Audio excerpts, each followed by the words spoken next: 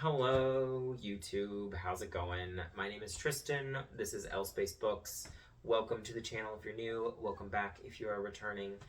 I am going to do a weekly wrap up here just to kind of go over the books that I have been reading in the last couple weeks.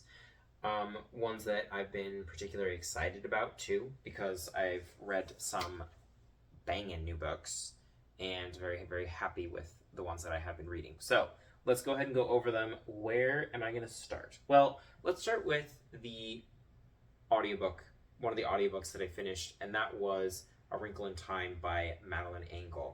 And that is a very curious book. It's young adults, maybe middle grade, you could say,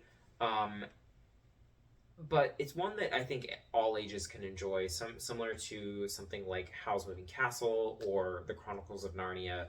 I think that it is or The Hobbit, it's a very accessible young adults book that I think anybody can enjoy. I don't think I have really fully processed my feelings about it because I also think that I may need to reread it in a physical format. Plain and simple, the audiobook sucked. I did not like the narrator. It was one that I've just kind of got through the book with this particular narrator. She made Meg, the main character, sound frantic and on the verge of a panic attack in the simplest, most conversational situations. And I thought that that was just bad narration. And yeah, just did not particularly enjoy that. But as far as the story goes, the story was interesting, and I thought that the sci-fi fantasy mix was pretty cool. Don't know how I feel about the sort of Jesus-y bits, but then at the same time there was a lot of witchcraft and sort of pagan stuff. So there's a big mix. I did listen to I guess it was the afterword, which was given by her daughter or granddaughter, who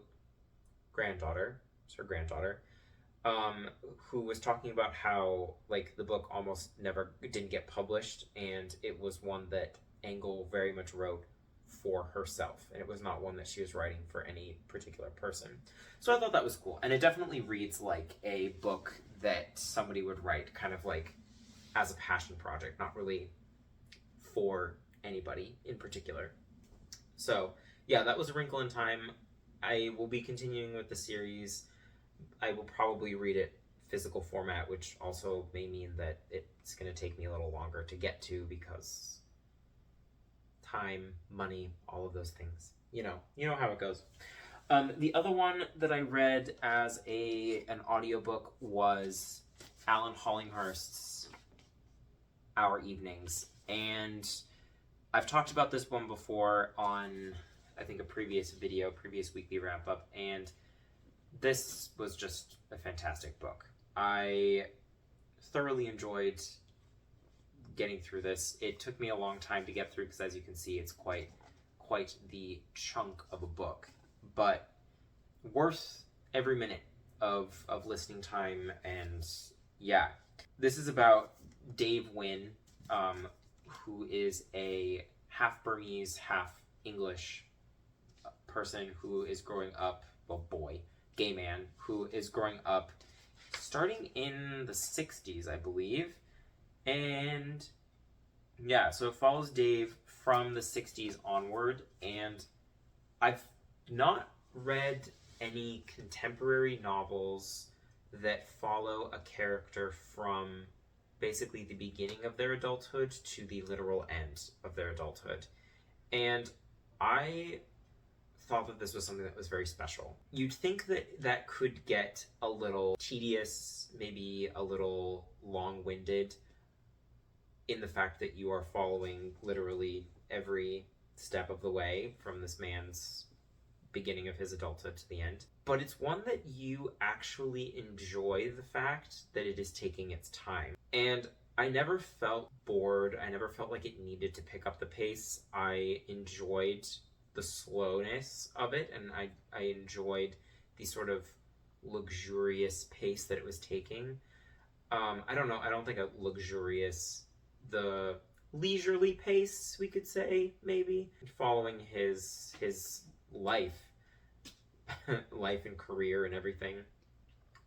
Yeah, it just I was fascinated, and I loved all of the artistic connections. The theater discussions was very fun. It says on the back, one can't get enough of Hollinghurst's sentences, and I think that's a pretty apt description of how this feels reading when you're reading it, because the writing is so good that, again, even though it's very long and even though like it's kind of a slow story, it's one that you really feel like you want to take your time with. So yeah, I don't know, I thought it was fantastic, and I really loved Dave as a character. He was really fun to follow along, and a lot of the characters that he's like interacting with and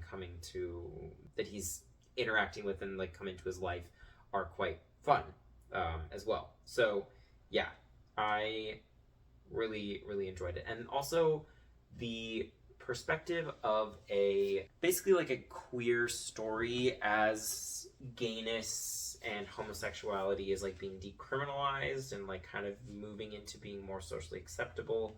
I thought that was also a very interesting time period to be working with. And so from that standpoint, this book really captured my attention from the very beginning. So much so that I wanted to pick up another one of his books, and that is The Line of Beauty, which won the 2004 Booker Prize.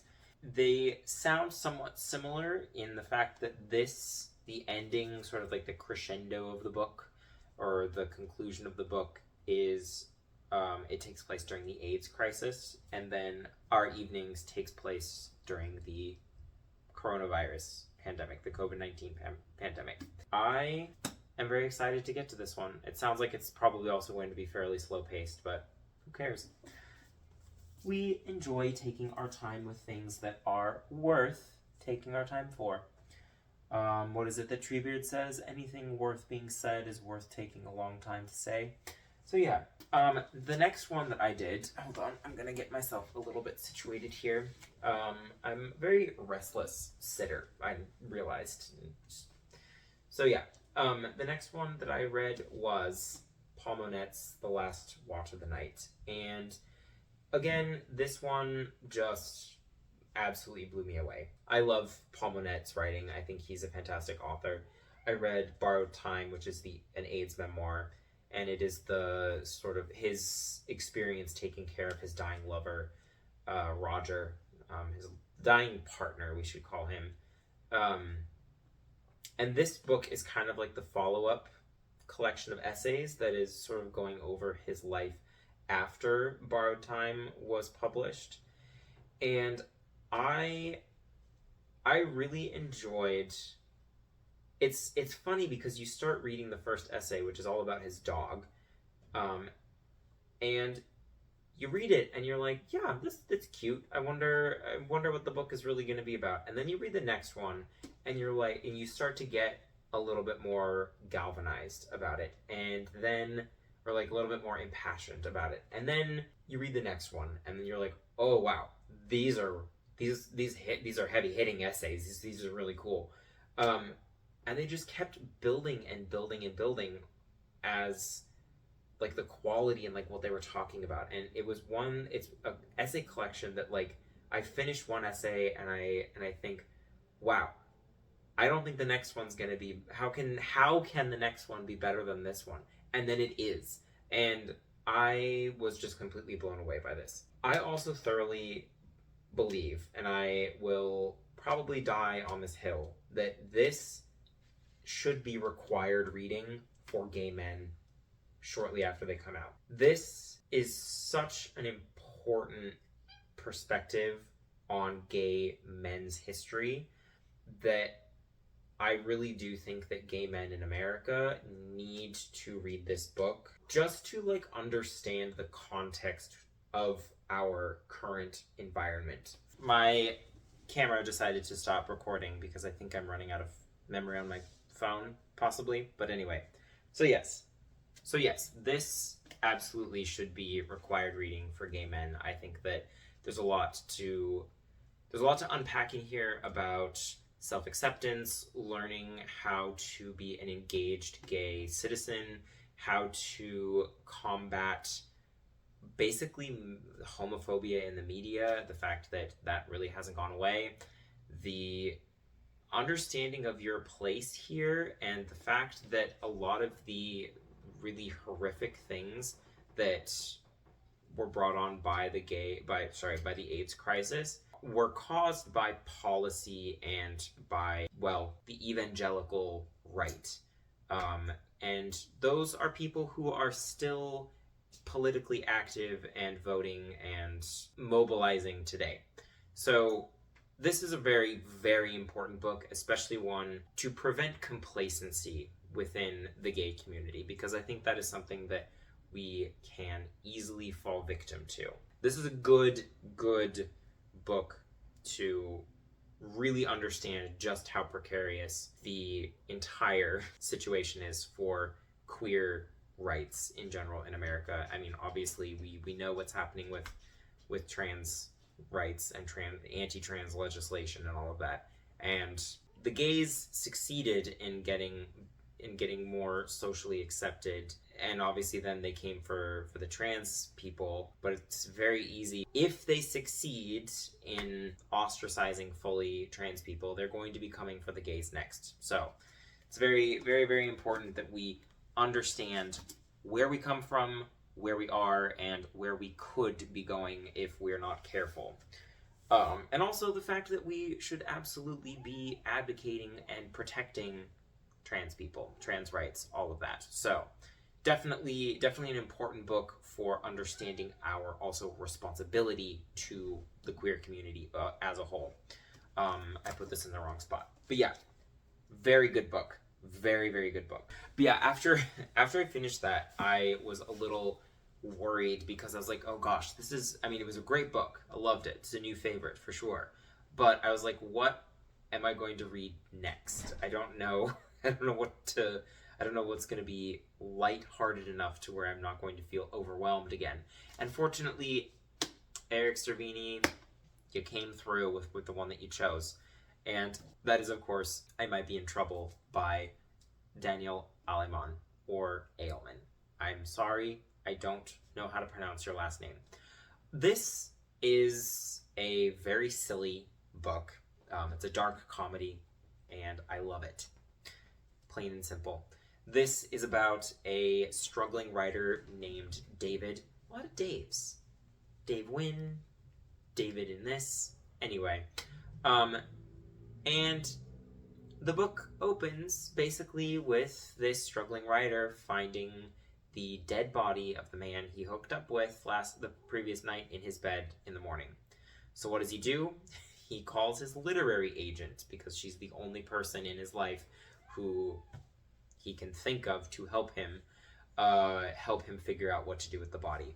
Hilarious shenanigans ensue, and yeah, stuff hits the fan, and it's very funny, and it's one that you cannot stop turning the pages, because this is so good. It's so well written that you are engaged from the first page, and that never happens for me. I am, in general, a very sleepy person, and I read books to fall asleep. Like, when I'm lying down, I can usually get through maybe like a page, 2 pages, 2.5 pages before I actually start to fall asleep. I can't do that with this book, because this book actually keeps me awake. Which, again, that's never happened to me before. This book is doing that for me. And it's one that I have a hard time putting down every time I do pick it up, because it is so chronically readable. And it's just funny. All of the characters are very fun. Stacy is she is the GOAT in this book, and I love her so much. Fun fact, I think it would be very funny to see Melissa McCarthy play Stacy, because I think I would like to see how Melissa McCarthy would portray that character, because I think that McCarthy would have to go outside of her comfort zone a little bit in the way that in her comedy and her acting, because Stacy, her humor is very understated, but at the same time, there is a little bit of slapstick that I think that Melissa McCarthy could definitely bring to life in a fantastic way. So I would be very curious to see how that would play out, and I think that it would be pretty funny. But anyway, aside from that, like, Emma Thompson would be the obvious choice for Stacy. This is just a wonderful book. This is a wonderful book. I'm not finished with it yet. I am on page 202. So I just hit part 2, and I have a feeling that I'm waiting for the other shoe to drop, because there is a very big, heavy shoe that's up there in the sky, and I'm watching it fall, and I don't know when it's going to drop. I don't know what's going to cause it to drop, but it's coming. Something bad is about to come, and I am very stressed about it. Okay. I also am in the middle of Prophet Song by Paul Lynch. I'm listening to it on Spotify. My listening hours have run out for the month. Again, I justify my Spotify audiobook consumption because of the fact that I purchased the physical copy. I don't listen to books on Spotify that I have not purchased physically, because it's borderline theft, what they're paying their authors and narrators. This book is fantastic, and this book is terrifying, because this is all about Ireland, a fictionalized Ireland, slipping into a fascist, dystopic police state. And the reason why this book is terrifying is because it is so relatable, because it is basically showing what is on the horizon for people or places like the United States, and that's why it's terrifying. But at the same time, it's brilliant. I think that this is a fantastic parable, and it is a fantastic cautionary tale for how to approach the onset of fascism, because that's, let's face it, what's happening right now. I don't think we can deny it. I don't think we should deny it, and that's certainly what this book is advocating. There's so many times that the main character, Eilish, like, you hear her say so many times, like, oh, that couldn't happen, that won't happen, certainly they won't do that, and then of course it does happen. So this is again, frightening book. At the same time, it's brilliant. I really, really like it. And I do wish that I had been reading it in the physical format, because there's a lot of really beautiful lines, and there's a lot of really beautiful sections that I wish that I had been able to underline, that I just didn't have that opportunity to do when I was listening to it. So I'm going to read this again, and I will be underlining those sections, because it's definitely a lot of things that are worth underlining in here. But yeah, and certainly, does this merit the prize? For sure. So, just because he is referenced all the time, and I'm sure you can see it in my hand because my camera angle is the way it is, he's referenced all the time, referenced frequently in Paul Monette's writing. I'm almost certain that it was referenced in Our Evenings by Alan Hollinghurst. I might be inventing that memory, but it's fine. Quintessential gay poet, Walt Whitman, The Leaves of Grass. Very interesting poems. I like the form of it, where they're very short. They really kind of just resemble blades of grass, leaves of grass. I like that they are kind of... There's some cohesion amongst the stanzas. Sometimes they're related, sometimes they follow a narrative. Sometimes they're just kind of two lines that are an observation or a thought that Whitman had, and I'm very much enjoying it. I was not expecting, because this was published in the 1800s, the middle of the 1800s, I was thinking, oh yeah, Walt Whitman, celebrated as one of the great American poets, and also a very gay man. But he was in the 1800s, so the gayness is going to be very understated. It's going to be hidden behind allegory. No, it's not. It's very much in the face. And I Love it. It's very obvious. I'm somebody that you have to be very direct to. You have to tell me that, you have to tell me it on its face in order for me to get it. This whole allegory thing, love allegory, but I have to study that for a little while. This is not at all something you need to guess at. The man absolutely loved men, and I love that he loved men, and I thought that it was fantastic. So yeah, and just like really, really beautiful poems in general. So very glad that I picked this up because I've been sleeping on it too long. Last but not least, because my phone is about to run out of memory again, is my reading plan for next week, because every year I read Hogfather by Terry Pratchett, and this is about death taking over for the Discworld equivalent of Santa Claus, and hilarious fantasy hijinks ensue to prevent the destruction of basically free will in humans. When you get me in the right mood reading this book, it can make me cry. I read it every year, and it still has the same effect on me. It's one that I laugh at continually. I think it's very funny. I think it has a beautiful discussion about the human condition, and just in general, I love this book. So I will be reading this back when I didn't have social obligations or familial obligations. I would just like sit down and read this, start on Christmas Eve, and finish it on Christmas Day. I would just refuse to answer my phone during any of those times and just shun all contact with people, especially family, and read this. And it was lovely. But now I live with my partner. We're spending Christmas in person with his family, so I actually have to talk to people, which is a dreadful thought, because what would I like to be doing? I would like to be sitting and reading this book, as is my tradition for the last 5 years. No, it's not been that long, but it's fine. So yeah, I'll probably start this weekend, and I will finish it on Christmas Day, which is always my goal.